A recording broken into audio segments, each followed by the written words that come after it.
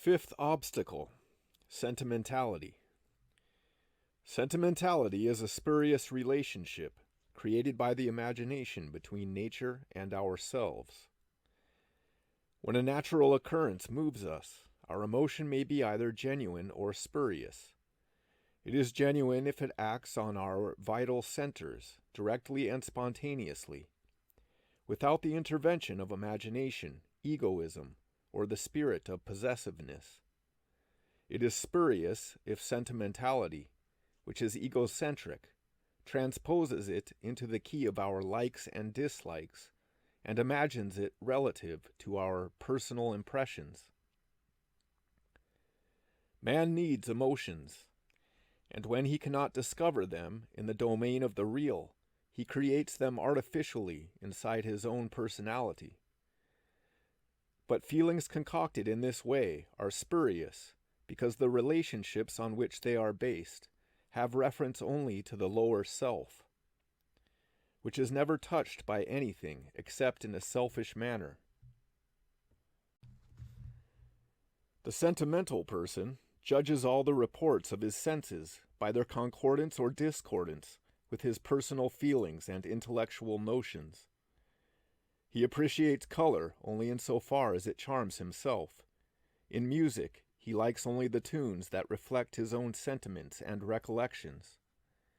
He likes satisfying harmonies and finds discord irritating. In poetry, he likes the seductive forms and conventional images which suit his personal idealism and sensuous feeling. The sentimental person, in fact, lives in an artificial world of impressions and feelings which are only the reactions of his automaton to anything which touches its emotions in a sensual, affectional, or intellectual way.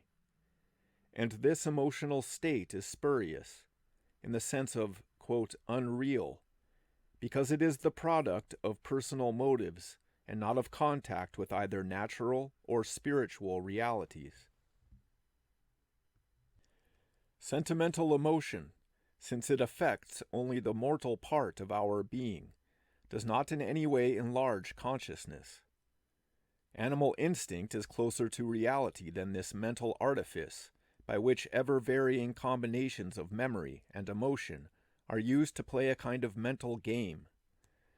The instinctive consciousness is quite different, for, provided that it is free from intellectual control, its function is to receive impressions from the elemental forces of nature and to feel their influence acting upon us through our instincts.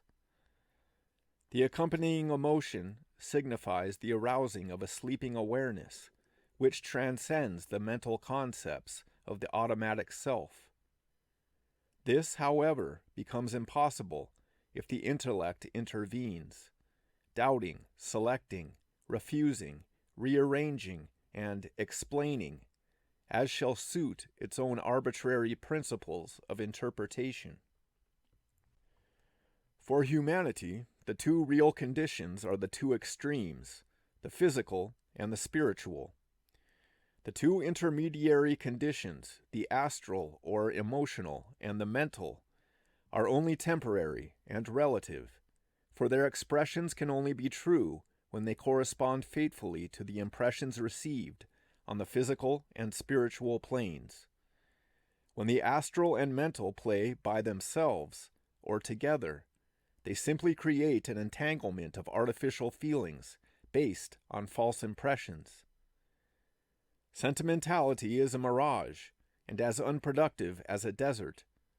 The traveler who believes in this mirage will pass his life in looking for the illusory oasis and die of thirst a few paces from the well, not knowing which way to search.